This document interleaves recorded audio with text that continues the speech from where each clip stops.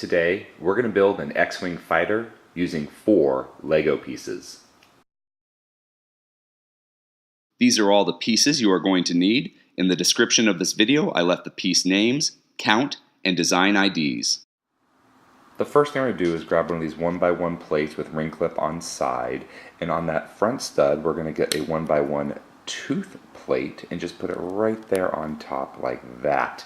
And here we've got the front of our X-Wing fighter. And then to create the X foils on the side, all we do is get these tiles with clip on top and put them so that they clip onto that back ring clip and they face this way towards the front and back of the X-Wing fighter.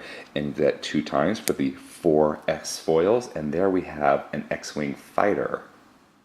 If you enjoyed this video, please subscribe, and you can click on the image to watch another video.